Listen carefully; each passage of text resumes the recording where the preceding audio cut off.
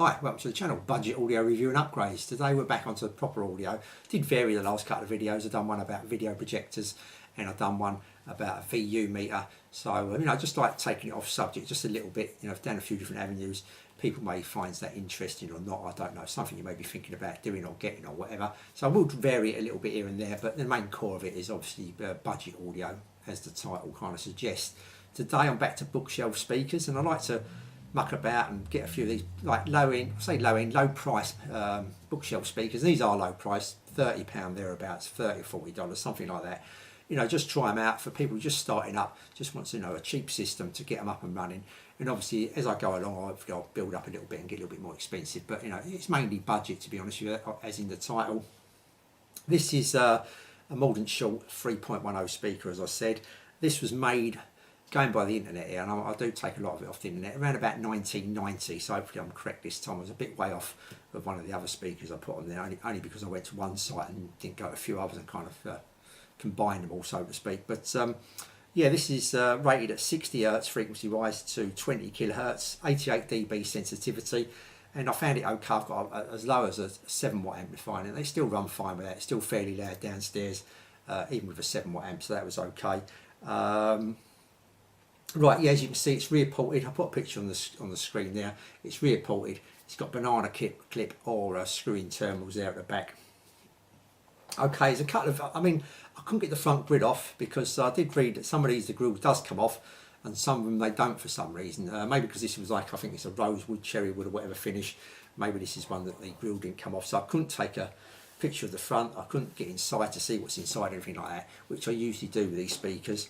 But apparently, going to a few different websites, it's either got a 1-inch or 3/4 inch dome tweeter, so I can't 100% verify that because I can't actually get inside. But depending where you go, give a few different results there. And a 4.5 inch cone driver, so it's a two-way speaker inside. I'll just do a few quick measurements just for any of you interested in actual measurements. It's 8 inches in depth, and the width is 7 inches, and height-wise is about 11.25 inches. So that's the size of the speaker. Quite a small speaker, really. A nice bookshelf speaker. You can put it on a bookshelf, on a table unit on the side. I do vary it around, or on a couple of speaker stands. In fact, if I look at the bottom very quickly, you see it's got, I'll take a picture of that as well. It's got 4 screw terminals there to bolt it to a stand, I would imagine. Okay, so I tried this with, like I say, I had a 7-watt amp. I've got right up to, but a 30-watt amp, obviously still low. A lot of people got obviously bigger amps than that, but these are old vintage amps as well, so they're quite a lot, they've got a bit more power than you actually think, really, like when you compare it to today's terms. And I will bring up an amplifier I bought, which is, it's actually a receiver, AV receiver, which is 65 watts, and I'm going to pit that up against a 10-watt amp. So I think it's about 10 watt, and tell you the actual difference there between 65 watts today and 10 watts back then. And yeah, you may be a bit surprised of how far I'm cranking that volume up to keep them level with each other, but it's another video another day. Okay, so what did I think of this speaker? How did it sound on various amplifiers, and even that new one, fairly new receiver, AV receiver, I stuck it on as well. How did it sound? Well, I put these speakers, as normal with any speakers I get, I put it in a variety of positions. I had this on the side unit, I had it on the back shelf, and also had it on stands as well, just to give a good impression of exactly how it sounds. Obviously, if you put it on a unit against the wall and you have the speakers fairly close to the wall, you're going to get a little bit more bass out of it. And I'll start there. I found the bass in these speakers, like the emphasis was on the bass. They kind of pushed that bass forward, give it a bit more oomph than it probably it's got. It's kind of like helping it out, should I say, in the bass department. Which I found they do with these little small speakers, as they're not going to give out a lot of bass because they're in a small cabinet, and that's going to be hard to get the bass out, small drivers, etc., rather than floor standing speakers. When you've got a big cabinet, bigger drivers, you're going to get more bass. But the bass, was pretty good on here. Where before the Mordaunt 20Is I had, and it was a Wolfdale Diamond 9s as well. I thought them basses where they emphasised the bass and pushed it forward, so to speak, to get the bass out of it, to make it sound more bassier. They kind of overdid it on them two pairs of speakers, I thought, and kind of ruined kind of interfered with the rest of the sound of the speaker. Again, they've done it here, but nowhere near as much, and it doesn't interfere with the rest of the sound of the speaker, which is great. You don't want it interfering with the other frequencies like coming up from the bass upwards. So yeah, I thought, it sounded pretty good, the bass. It's fairly tight. I wouldn't call it really tight. It's fairly tight. It sounded good. It didn't sound boxy or anything like that. It sounded quite nice, the bass. So the bass was good. The drumming was good. The snare and all that kind of stuff. It sounded right. Sounded how it should do, and it sounded nice kind of thing. As did the vocals. It is quite a smooth sounding speaker. This, it sounded quite smooth. The vocals sounded smooth. They sounded right. They all in all, the male, female.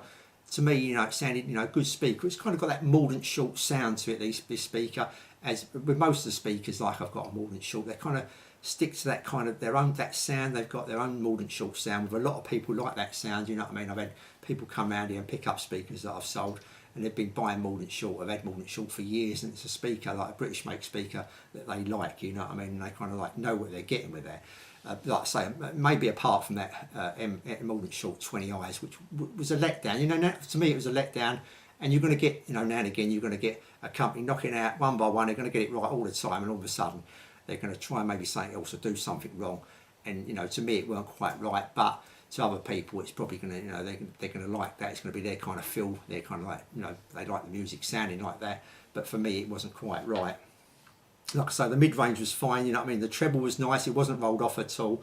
If it, I'd call this, if it weren't for that emphasis on the bass to, the bottom end, it's quite a natural sounding speaker. But, just like I say, that bass kind of pushed forward, may not call it a natural sounding speaker, like a neutral sounding speaker, so to speak. So, yeah, all in all, the treble was nice, it wasn't rounded off at all. It's quite, for this small speaker, don't forget, it's quite a small speaker. Got quite a big sound out of it, really. The sound stage wasn't massive, it wasn't deep or anything like that, it wasn't really deep or anything like that. It weren't a big sound stage or anything like that, but don't forget, it is a small speaker as well. It was fairly open, it's a fairly open sound, not, just a fairly open sound, I would say. And all in all, it was quite nice. It was not a balanced sound, the sound was nice and balanced, the vocals were clean and detailed, the top end was detailed. The drums, the snare sounded natural. Sometimes it can, on these speakers, it can sound a bit unnatural, like, the snare. Everything sounded nice, for what it is, like I say, you're going to pick this up for about £30, £40 tops, $40, $50 tops kind of thing. You're getting a good speaker. Like I put down, this is a safe speaker, like, I tried it on all the multitude of amps and receivers I've got. It wasn't that, I didn't let any of them down at all. And it's a safe speaker, so to speak. This is a speaker like, you buy this speaker and you're kind of in safe hands with it, like, it's not going to be like, do you any wrong kind of thing. It's a nice sounding speaker, and for what you're going to pay for it, you're getting a good speaker here for that money. You're getting a good speaker.